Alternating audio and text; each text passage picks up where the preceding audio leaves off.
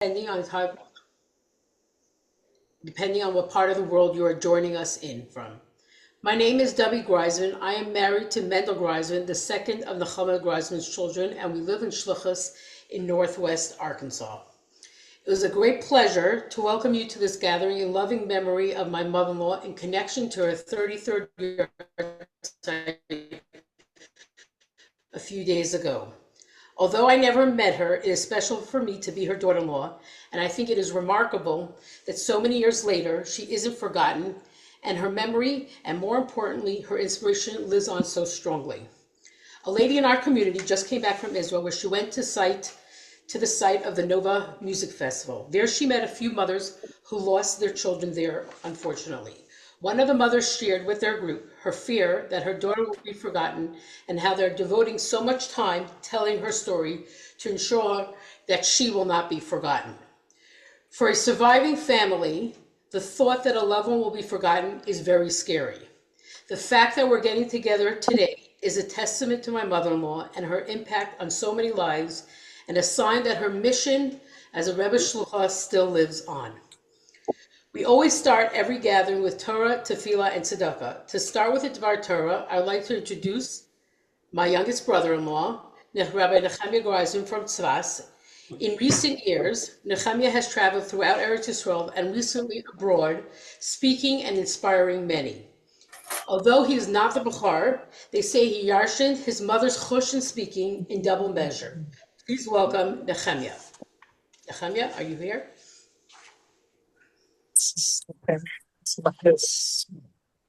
Good evening, everybody. Over here, we're in Sfas, in Eretz Yisrael. The first place where my parents, my father Shechia, my mother Allah Shalom, were sent by the Rebbe, so I'm here in Sfas.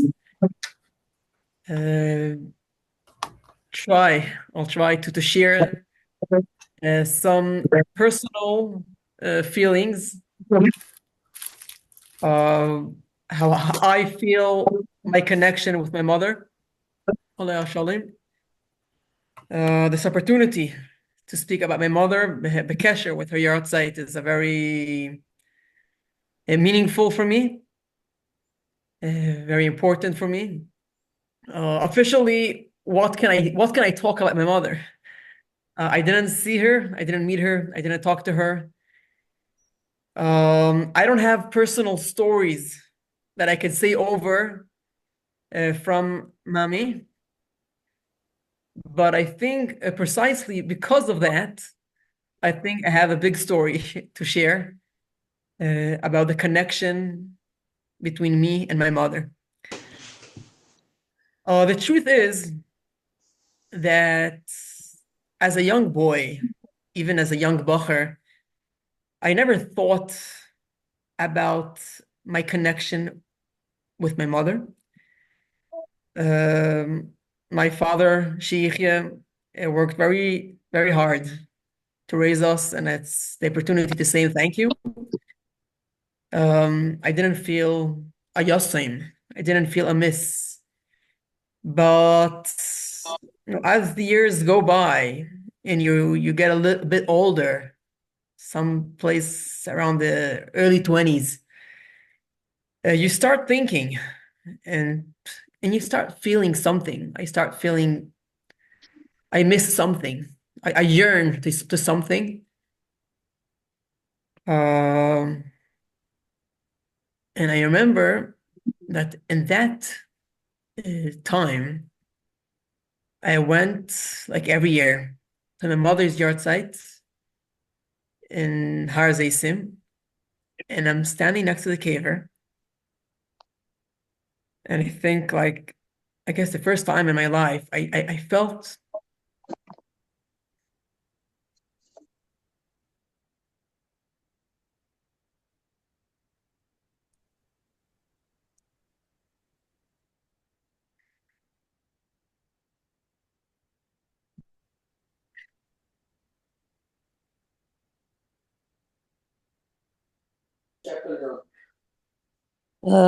watch it till it looks ready.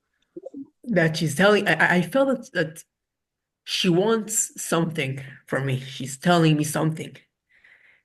I felt, I think the first time in my life, a connection, a real connection, internal connection. There's a story that there was once a chassid in Grand Heights that used to do every year in Shmini Atzeres. In the end of Sukkot, he used to make a farbrengen in his sukkah. And when he passed away, the family decided, okay, he used to make the farbrengen, he used to organize everything. And now when he passed away, so there is no reason again to continue on the farbrengen. And the Rebbe noticed about their decision not to make the farbrengen. The Rebbe said, no, he's going to come from Olam HaEmes to the Sukkah on Shmini Atzeres. And he's going to look for the people. He's going to look for the mashke, for the l'chaim, for the farbrengen. He's not going to have it. You must continue the farbrengen. So a bit of that feeling I felt then.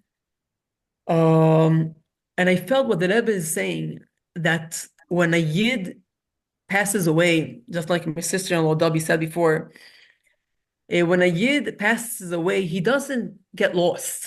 He doesn't get away. He continues.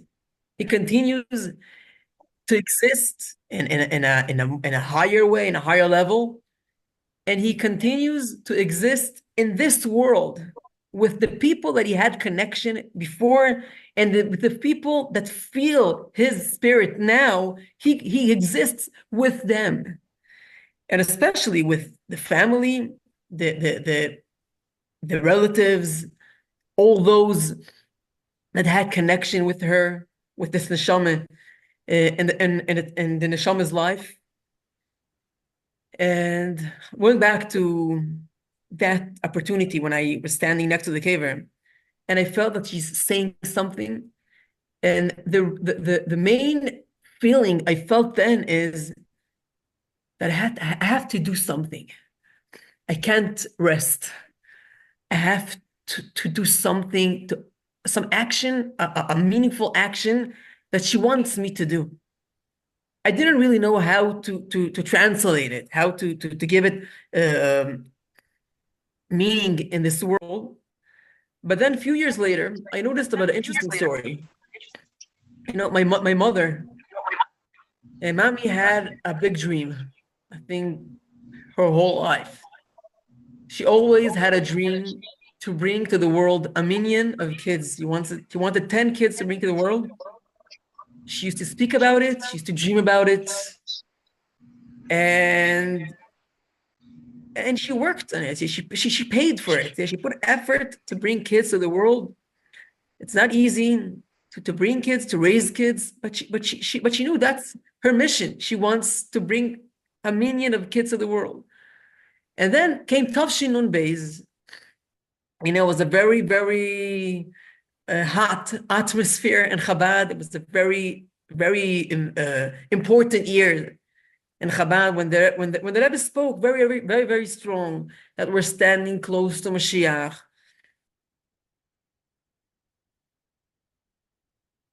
Am I heard? Yes. And the Rebbe said that we're close to Mashiach, and Mashiach is coming. Yeah, we're in this tkufa for many years, too many years, but that year started then. And then mommy was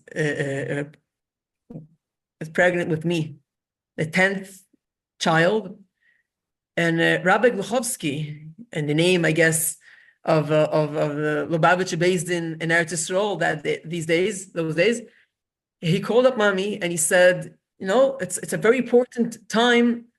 Maybe it's an opportunity to make a big event, gather all Lubavitcher ladies from Eretz Yisrael, and make an event to prepare Lubavitcher ladies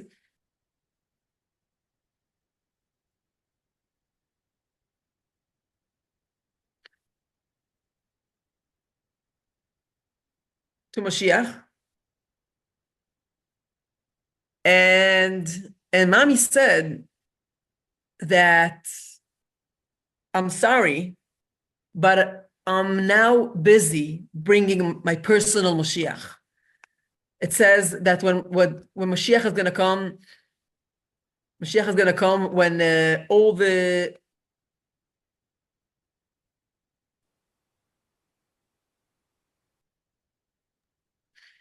there's a request from some of the people just a little to make a bit. I'll say over a few sentences back that a few years later, after that story, when I was standing next to my mother's kever and I felt that she's telling me something, I heard a story that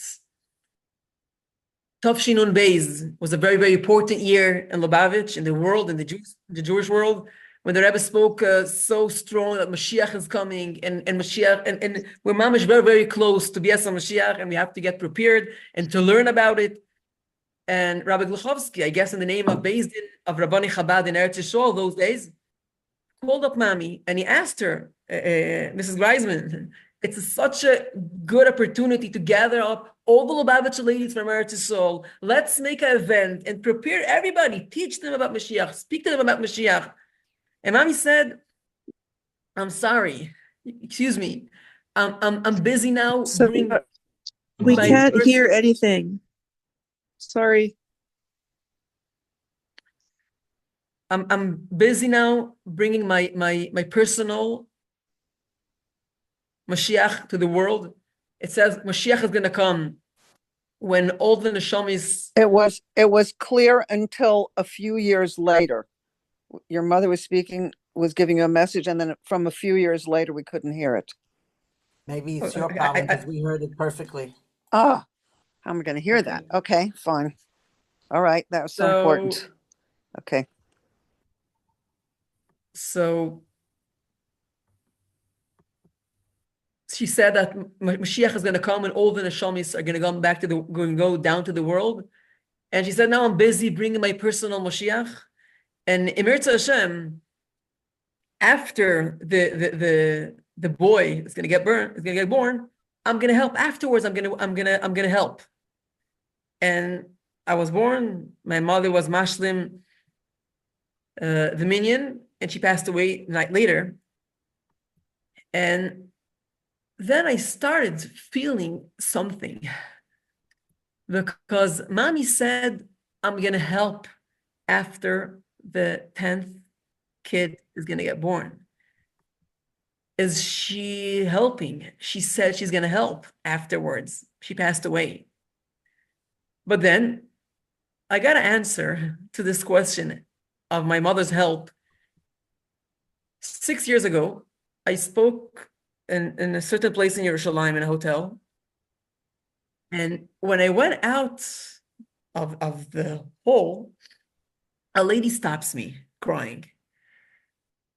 And she tells me, I must tell you something. You're now answering me a question I have so many years. He said, I didn't know your mother. Your mother didn't know me. But you should know that my family belongs to your mother. Because when I got married, I said, I don't want to bring kids so early. I'm going to wait a few years. But I read your mother's book and I said, no, I can't push it off. So I brought her one kid to the world. And then I said, okay, maybe I'll make a stop, make a wait. And then I read again the book and he said, no, I must bring another kid to the world. And she said, I have 3 or 4 kids, what she said. And my family belongs to your mother. And I always had a question, how could it be that a lady that helped so many kids to be brought to the world, she said once to my father that she has a clear conscience when she's going to go to Ilam Emes on the whole Jewish kids that she helped that they should get born. And how could it be that such a lady, her ptira,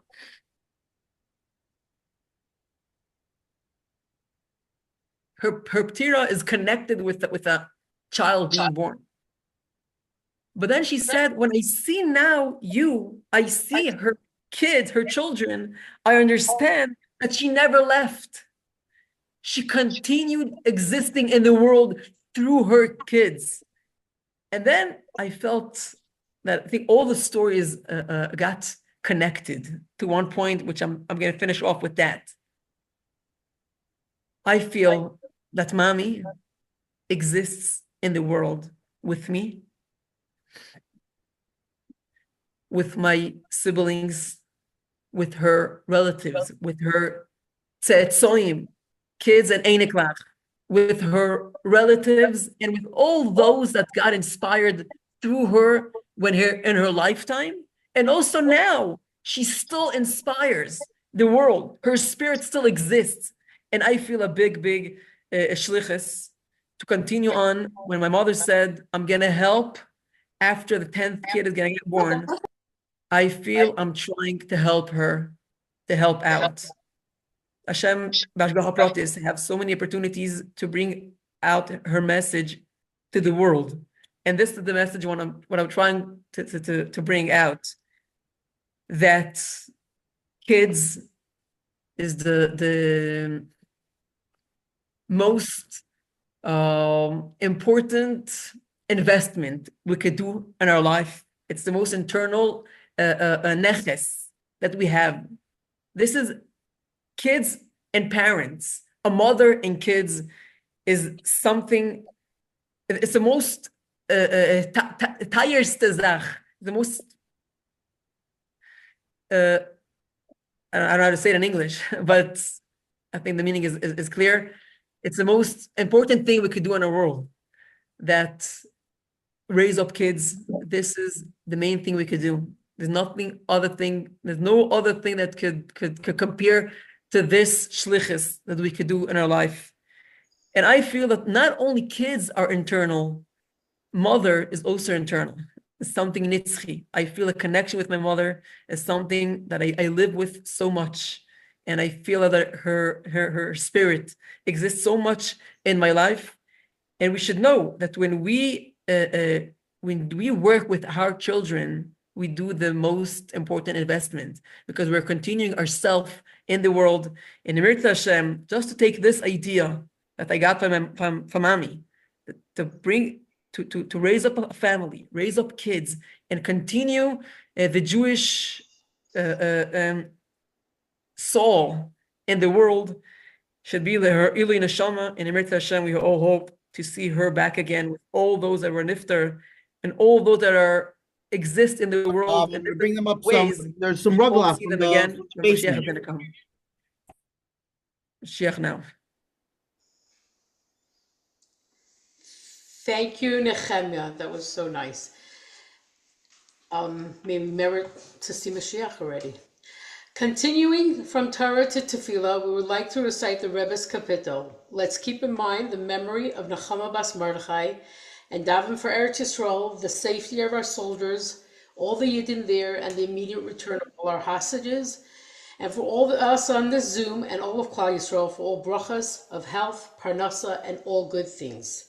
To lead us with the Tehillim, I would like to ask my daughter, נחama, who proudly carries her grandmother's name, to read the Rebbe's Kapitel. Please join her.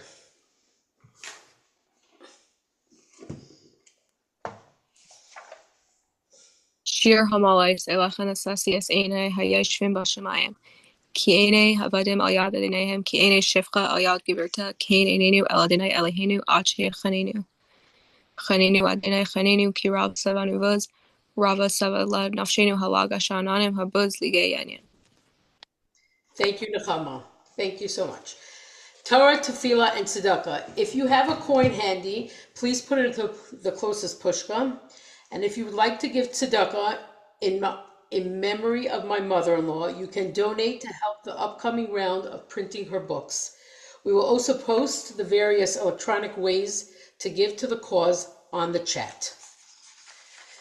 The first time I heard of נחama Greizman, I was in 7th grade. I heard of a young mother in Israel who passed away, leaving a bunch of little children behind. When I first heard of her as a young teenager, she was described as an out-of-this-world holy tzaddikus. When I became part of the family and got to know more and more about her, I realized that she was anything but an out-of-this-world holier-than-thou person. The many anecdotes that I heard over the years from my husband and the stories that were shared about her by her friends and family all paint the picture of a very relatable, practical, down-to-earth person. Perhaps the best way to describe her, and maybe her main mila, is that she was able to make everyone that knew her feel like she was her best friend. This may be a very silly example, but this was comes to mind. Early in our marriage, my husband saw me washing dishes and putting the cutlery in the little holder on the dish rack. He tells me, as a kid, my mother taught me that knives go downwards so you don't cut yourself, and forks and spoons go upwards so you can tell them apart. It is a simple, practical point, but I think it can be used as a metaphor for her down-to-earth, practical advice, being able to see in everyday situations the best and the most practical way how to do things. Our next speaker, Rebbetzin Tilahech, the Rebbetzin of Eilat. My husband speaks about the many Simchas Torahs that he spent with his family growing up, family in Eilat growing up. As a small Chabad house, we rarely get a minyan on Shmini Atzeres, and sometimes not even on Simchas Torah. But it can be a small group, but my husband works very hard to try to make it Lebedik.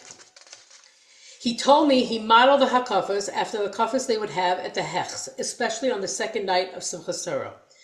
Every year on Shvi Shal Pesach, he shares how his experience from the few years they spent in Eilat, the last days of Pesach, and the experience of going down to the Yamsuf at the crack of dawn, singing Az Yasher by the sea.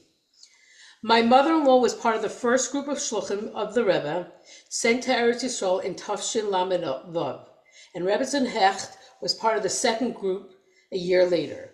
Those early years in Tzfas formed a strong bond between the shluchas. The Hechts in particular had a very close family friendship for many years, and as such, she has many memories and stories of my mother-in-law. Let us welcome Rebbetzin Hecht to hear some words of inspiration. Okay, can you hear me? Yes. Okay, good. So it's an honor to be able to speak about נחama, a truly remarkable woman whose life was filled with devotion, with kindness and inspiration. And like everybody felt, her presence continues to leave an imprint on those who knew her, and her legacy remains a shining example of chesed and of faith. I had the privilege of knowing נחama even before she got married. And even then, it was clear that she was a person who radiated warmth and wisdom. The girls in Machon Chana used to cling to her, and they looked up to her as their mashpia, their mentor. And she was someone to emulate, a guiding light, encouraging the girls and uplifting everyone around her. Like you mentioned, in Tafshin Lamed Vav in 1976, נחama and her husband were sent by the Rebbe to Tzfas, and we were sent a year later. So when we arrived in 1977, she was there for us. She helped us. She helped me adjust to this complete culture shock, I could call it. It was a completely different way of life in the old city of Tzfas. And we had come with, our stuff was sent on a ship, and it was stored. We had a knife and 2 forks, a spoon, a pot, a squeegee thing from the Sochnut that they gave us, and until we were able to find permanent residence. So I still remember her generosity and her thoughtfulness, and whatever it was that she did for me, if I would try to return the favor, she would say, give it to someone else who needs it. That's the way to give it back. And that was נחama, always thinking of others and always teaching through her actions. While the men used to farbrengen in the shul of Tzemach Tzedek shul in the old city of Tzfas, so we would have our own farbrengen, supporting and he's going to call me again. He does it all the time. Put her on mute. So we would sit in farbrengen together, supporting each other, strengthening one another. And then after 3 years, our lives took different paths. My family moved to Eilat, and נחama and hers moved to Yerushalayim. But our connection remained very strong. And like you said, we spent many Yom Tovim together in Eilat. And my family spent many Shabbosim in Yerushalayim. My children always thought that the Greizmans were their cousins because we didn't have many relatives in Israel at the time, and I mean, our families were always together. What I could say about נחama, she was incredibly organized and very creative. She always had these clever sayings or helpful tips displayed on her refrigerator. She would cut them out and put them where everybody could see it and internalize them. Every room in the house had a chart to help the children stay on track. And they would have to check saying Modani, Negovasser, all the fundamentals of a Jewish home that were reinforced in a practical way. They were one of the things that she did. There were many household tips that I learned from her. I remember many conversations that reflect her values and dedication. For example, how do we balance miftzayim and raising children? And for her, her children's chinuch was just as much a shlichus as reaching out to others. And she felt that it was just as much a mitzvah as any other, or maybe even more important. So there was always this dilemma to make sure that her children were not neglected in any way. And she found several solutions that I remember to make sure that no one would lose out. One was that she taught me to prepare food in advance and freeze it. And when you're going out on miftzayim, so you come home and you just have to warm up the food, there's no way that the children would be left without cooked meals. One of the things that stood out about her was how she approached even the simplest daily routines with joy. And she made sure that everyone had what they liked. So before she would come for Yantiv, she would call me and say, what are you making? What am I making? And there were always two kinds of fish. I mean, there was one with the red sauce and one plain, because maybe someone didn't like the red sauce. So everybody should have, nobody should feel left out. I used to say, you'll eat what there is, but no, נחama says she would go out of her way to make sure that everybody got what they liked and they felt cared for. She even turned mealtime into a fun experience for the children. Instead of struggling like many mothers do for the children to eat, I remember we played restaurant. We had two windows in our kitchen. One was over the milchik side and one was over the fleishik side. I see you're smiling, Fegi, do you remember that? And she had the children line up outside. Whoever wants fleishik, wants schnitzel, would stand behind the fleishik window and they would get their meal. Whoever didn't want fleishik would stand by the other. And, it was like you're ordering your meal. It was restaurant. And she made a game of what could have been a very stressful moment. And it brought a lot of laughter and harmony into the house. We would sit together. I remember sitting outside with her in the garden and while watching the children play, and she would bring out the fruit and we would peel them because she wanted to make it easily accessible to the children. I was just the opposite. I would say, that's it, kitchen is closed, no opening the refrigerator. And she would say, no, let's make it easy for them to, if they want to eat the melon, the fruits, everything was cut up and accessible for them. One more point, she saw everything as hashgacha practice. I remember her telling me about the time she broke her arm, I think it was, and instead of feeling down about it, she right away looked for the opportunity in it, and she had a conversation with her doctor and with the nurses, with the staff, and there's no doubt that she made a very strong impact on them. So that was the kind of mindset that she was, that turning every challenge into a way to uplift others. So Simchas Torah was a very special time. We spent many Simchas Torahs together. We would stay in shul till late while the men were singing and dancing. And it was so amazing how many women opened up to her and spilled their problems. They poured their hearts out to her. She had this amazing listening ear that made them feel comfortable to open up to her. And she even remembered them by name, and she would even ask me about each one of them from time to time. The last time I saw נחama was, I think, about maybe a week or two before she passed away. She was very expecting at the time. And even then, she was full of life and selflessness. She took me to visit a sick friend. She brought food to her. And then from there, she went to give a share for the women. And again, that was נחama, always thinking of others, always teaching, always inspiring. We posed for a picture, not knowing that it would be the last one. There's no question that she left us far too soon, but her legacy lives on in her family, in her students, in all those whose lives she touched. She shows us how to live with love, with emunah, with endless giving. So may her neshama have an aliyah. May we continue to learn from her example, bringing her light into our own homes and communities. Thank you. Chaim, thank you. That's really beautiful. Living in a small town, we can't always guarantee a minyan for all three tefillas. So many years, my husband has to travel out of town to daven on his mother's yahrzeit. Since it's always around the time of the kinnis, my little sacrifice has been that I couldn't always make it to New York for the kinnis hashluchas, especially when the yahrzeit is on Friday or Sunday, which happens quite often. I remember sitting in my dining room a few years ago, watching the banquet, listening to Rebbe Mary Burke describing her journey to becoming a shlucha.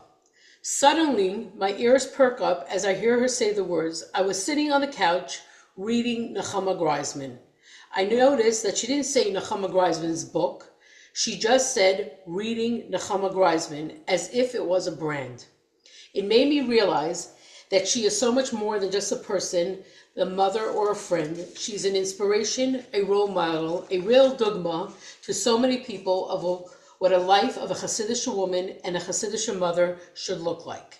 In today's lingo, they would probably call her an influencer. But while today's influencers are all there for the clicks and the likes, she was real. And that MS is what captivated so many women who read her books. I asked Miri to share that aspect of my mother-in-law with us, and she readily agreed, which I'm so thankful for. Please welcome Medicine Miri Burke, Shlucha to Cornell University in Ithaca, New York. Welcome, Miri. Thank you, Dovie. Thank you so much for asking me to speak. To be honest, I feel really humbled and not fit to speak at this gathering to this crowd.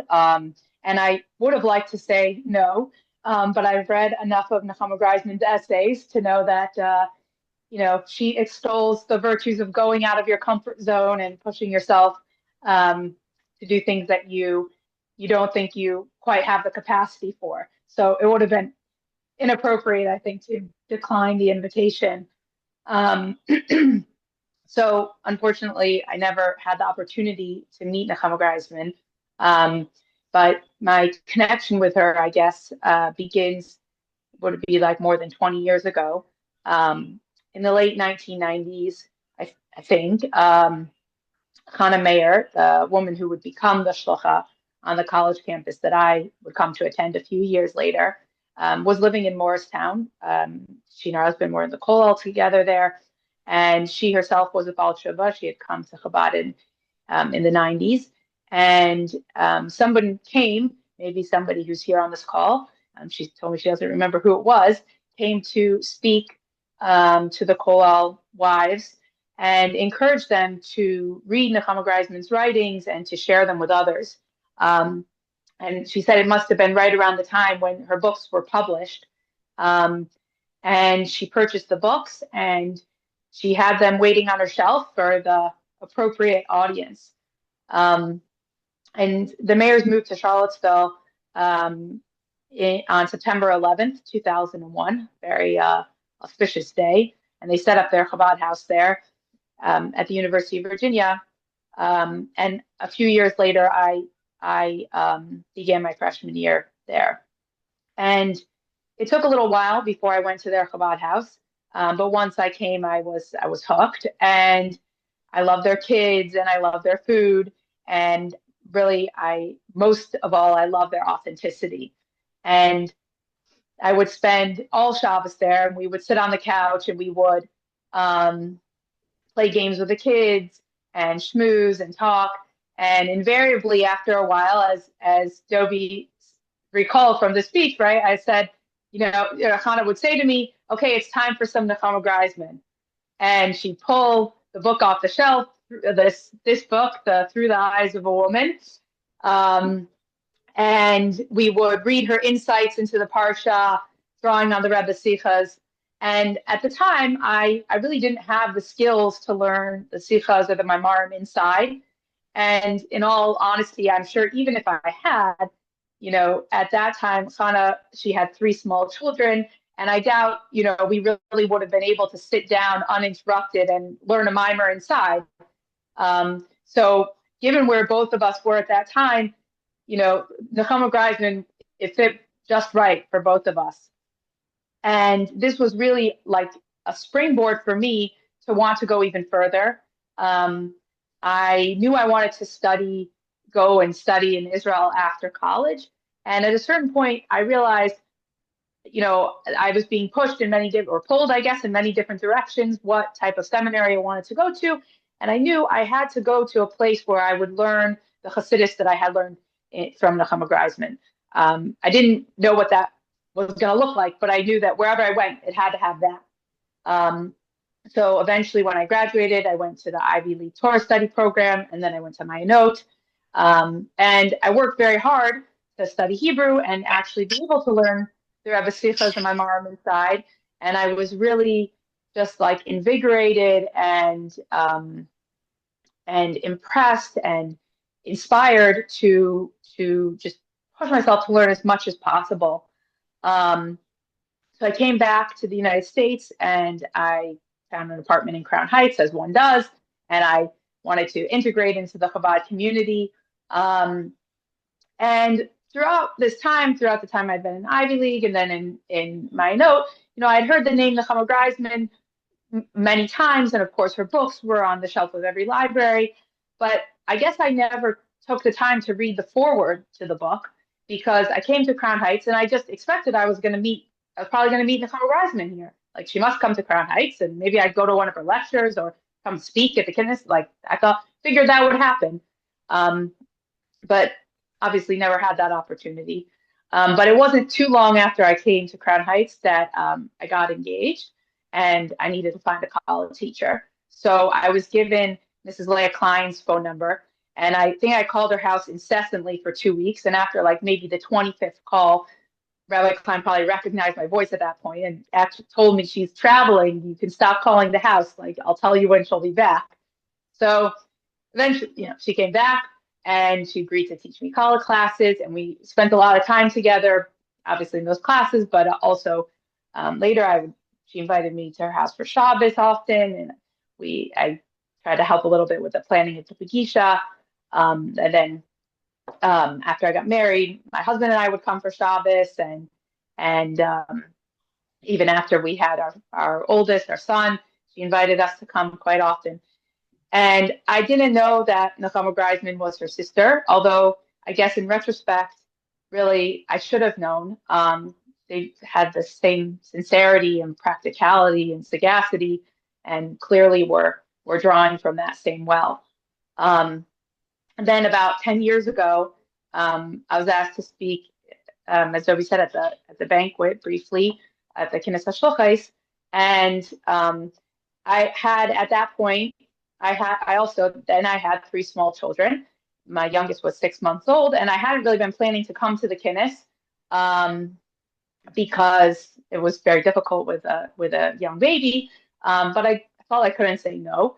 But I was told under no circumstances could I go over 2 minutes in my speech. So I stripped it right down, and I had to sort of condense the whole process into a very short talk. And I just had to pick out one point from my time in college, and what came to my mind, the first thing that came to my mind and what I put down in that talk was reading נחama Greisman on the mayor's couch there. So that was what I shared in the banquet. And then at the end of the banquet, Mrs. Klein came over to me and she shared 2 things to me that were complete revelations. One was that נחama Greisman was her sister, and the second, that נחama Greisman had passed away and that it was her yahrzeit that day. That was a Sunday, and that the night before they had this gathering at her house. So the following year, she invited me to join the gathering, which I was really happy and moved by that experience. And I think I probably met a number of you there. And also at the banquet, when I spoke, I mentioned a young woman named Alyssa, who had been a student at Cornell, who had also gone to Mayanot, and she had taken on Torah and mitzvahs. And so that year, when I came to this gathering, I purchased the book Through the Eyes of a Woman to give to Alyssa. And for myself, I purchased the נחמה Greizman anthology, which I hadn't read this part of נחama Greizman's teachings. And I met a whole new נחama Greizman. I met someone who had great tips for packing my freezer and encouraged me not to be embarrassed to go on Mitzrayim, and helped me to see that shluchos was just the greatest privilege. And I think most importantly for me at that time, when, again, opening a sefer and learning a sikha wasn't so easy because I had the many needs of my 3 young children, that really my greatest and most important role was being the kayan of my mikdash me'at. And I come back to נחama Greizman's writings regularly. I met her when I was 20, and I was so impressed by her intellect and her beautiful prose. And I thought, she was this brilliant teacher. And then I met her again. I met this new נחama Greizman in my late 20s, and when I really needed her encouragement as a shlucha and as a mother. And now I'm turning 39 in just under 2 weeks on Purim, which is the age that she'll always be for me. And I see that her wisdom is as profound and as relevant as ever. So a few years ago, Alyssa and her husband made Aliyah. They set up their home in Migdal Emek. And we continued to study together every week. We learned sichas and we learned Maimarim, and eventually we started learning Tanya together, which we've been doing now for the past few years. And Alyssa is an absolutely brilliant young woman. And now she also has 3 small children. And though she never tires of learning Chassidus inside, she always wants to learn it in the original, and she's not afraid of deep discussions. I'm now finding, that our weekly learning sessions are really, they're also peppered with a lot of more practical discussions, always informed by the Chassidus that we're learning, but often discussions about child rearing, about dinner preparation, about house organization. And when I was preparing, thinking what I wanted to say at this gathering, it really dawned on me that this is why נחama Greizman's teachings have endured and have affected people so profoundly for so many years. Because it's clear, I didn't know her, but it's clear to me from her writings that she led a life where the Gashmias was harnessed to serve the Ruchnias. It wasn't neglected, and it wasn't scorned, and it wasn't dreaded, but it was optimized so that the Ruchnias could shine through. And as a mother of young children, we really need that optimization. And so when Alyssa comes to visit us this summer with her husband and children, I know that it's time for me to gift her the next נחama Greizman, the נחama Greizman anthology, so that she can have the full benefit of Nechama's teachings. And I don't know what will be in the years to come as I grow older than נחama Greizman, but somehow I think I won't have mastered it all, and I'll need to keep coming back to her teachings again and again. And undoubtedly, in the course of my shluchas, I'll continue to share them as well. And I'm looking forward to the time where I actually will run into נחama Greizman, Mitzvah Shem, on the streets of Yerushalayim with Mashiach Tzidkenu. Thank you so much for asking me to share. Thank you so much, Mary. That's really beautiful. I suppose if anybody wants to share anything, we could do that now. You want to unmute yourself?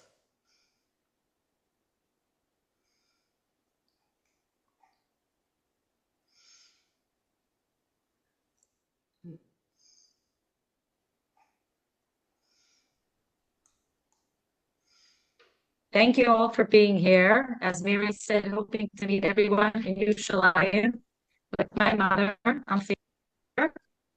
I just wanted to say a little, and let me turn on my camera. Hi, not such a great background. Okay. My name is Rocky Gordon. I live in London, And נחמה is my aunt. She's my mother's sister, Mrs. Klein, that Mary just mentioned. We have here in London a weekly Tillim group in my house. We get together every Tuesday morning and we go through the whole Tillim, and then we for Shlema for those that need. And there's a woman that comes regularly, a friend of mine from Eretz Yisrael originally. And she just recently, we do Torah, Tefillah, Tzedakah. So Torah, we do Tillim. Torah, we say by Torah, Mashiach thought. Tefillah, we do Tillim, and we give Tzedakah. So we were saying a Mashiach thought, and then she told me she's been coming for years. And suddenly she decided to say that when she was in school in Kfar Chabad, they had once a panel of women speaking about tznius. And each one spoke and said the halachas or hashkafa, whatever it was, and she didn't really speak to her very much. And נחama was the speaker, and what נחama said was that she says, you know, we all wait for Mashiach, and we expect Mashiach to come every single day, and we're eagerly awaiting his arrival.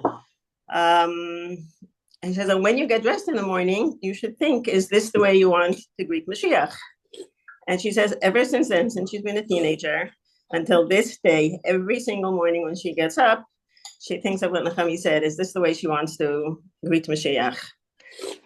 So as everybody else has said, she's still having an effect many, many years later. And we should all greet Mashiach very, very soon and be together with נחama again in Yerushalayim very quickly. Mashiach.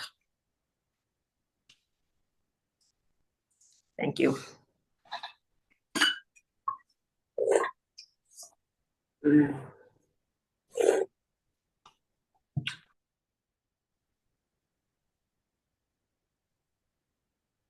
In the chat, you see the links. There's a link for Israel donations and a link for American or international. And we would thank you very much if you take a second to copy the link from the chat.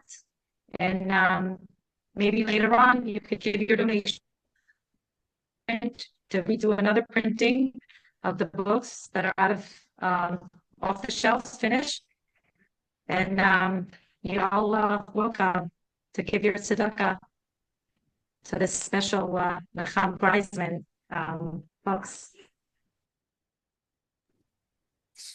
Can I share a story about נחama? Hello? Of course. Go ahead. So my name is Batsheva Nelson from Sfat. I had the zchus to meet נחama, I think it was about 28, 29 years ago.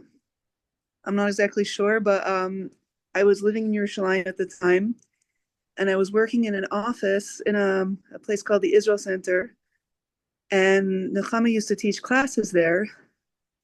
At the time, I wasn't Chabad. My mother was a Bas Tshuva, full-time, doing everything, and I was a bit of a troublemaker and a bit of a wild one, and I just wanted to live in Yerushalayim and have a good time, but I needed a job, and I worked at this place.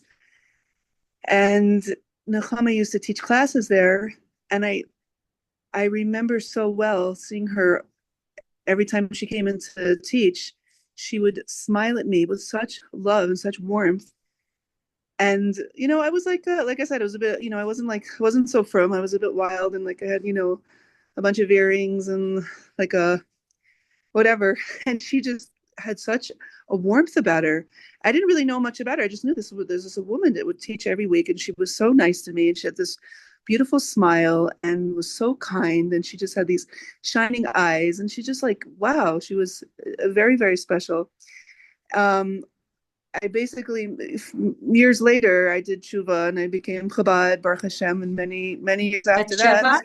Yeah. Do you want to open your camera so we could see you?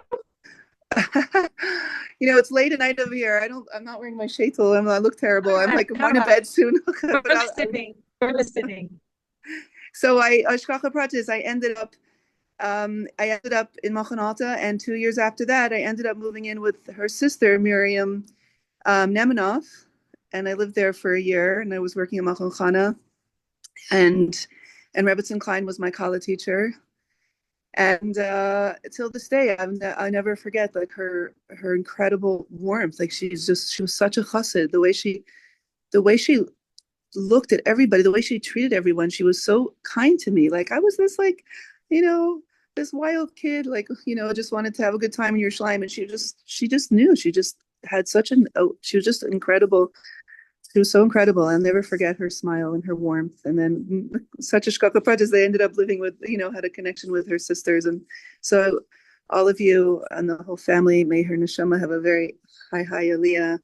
And all of your, you should all just speak, given strength and comforted, knowing that she was what an amazing shlucha, an amazing chas. So thank you.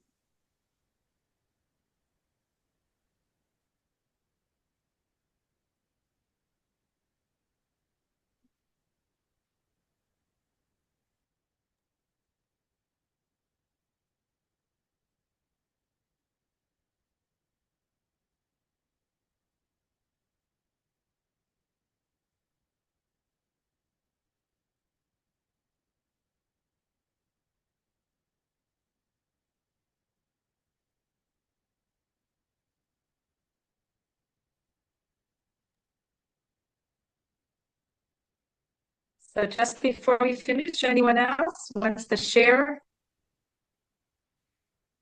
a story, a thought, a memory, listen?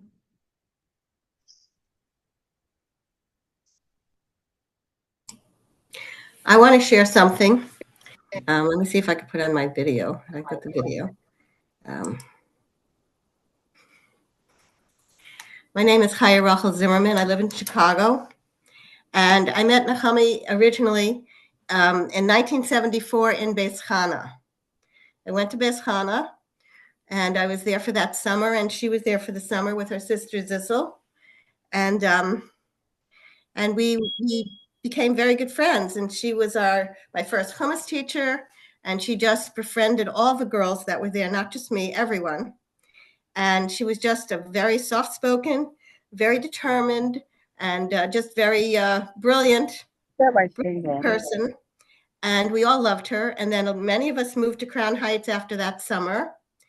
And what happened was she became part of Michal Chana. She was teaching there. She was involved with the girls in the dorm. And she invited many of us to sleep by her house, which we did. And when we were in shul in 770, whenever there was a Farbrengen, if נחמה was there, we would all gather around her when the Bachram was singing, so that we would be able to have a little chazara. She would give us a little synopsis of what the Rebbe had spoke about. And we were very grateful. And then again on Yom Kippur when we were there, and she was helping everybody find the right place in the siddur. And she was just very low key, but very high energy, a very interesting combination. And when we got married, many of the girls from the dorm, the Michal Chana dorm, got married that year, the year after. And she came to our weddings and helped us with our weddings. And when she got married, we all came to her wedding. And it was just the simcha and the energy and the achdus that was there was just amazing. And later on, we kept in touch sporadically. And then she moved to Eretz Yisrael, and I moved to Chicago. And I remember the last time I spoke to her was 3 weeks before she gave birth to her 10th child. And at the time, I was also expecting my 10th child.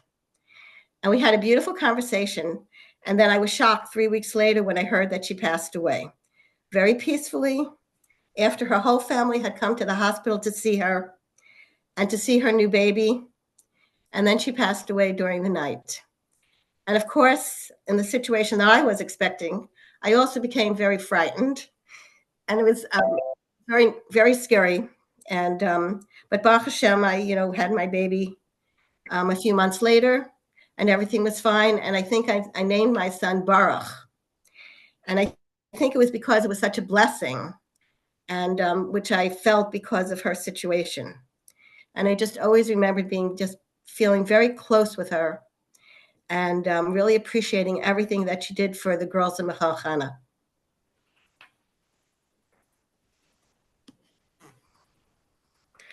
So thank you for making this Yahrzeit celebration.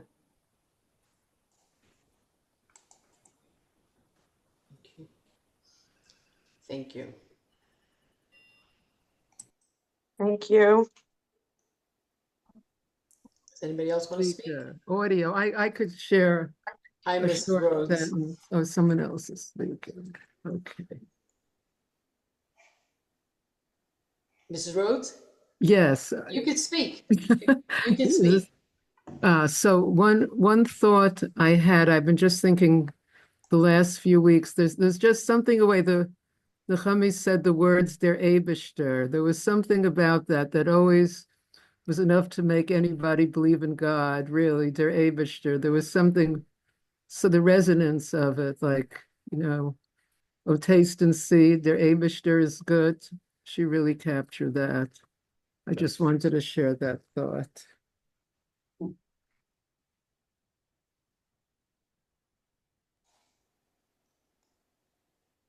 Thank you. Thank you so much.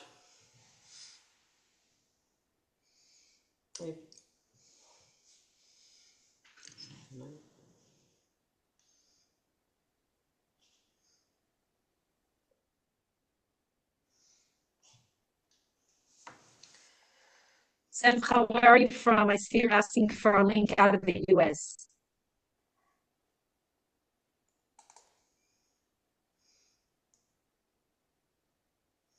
I'm in England. Hi, I'm Simcha. I'm in England. So how could I donate? Some of us on this call are overseas. We're not all, we don't have Zelle. So try the first link that starts with Nidar. It might work. Okay. And I'll post here a number if it doesn't. Here, it's Okay. not there. Then I see it. Okay. Anywhere. Okay, so you could take a moment and copy the link. And the credit card link works from anywhere in the world. Okay. Thank you. Yeah, thank you so much. Yeah. I love נחama. She was the greatest lady.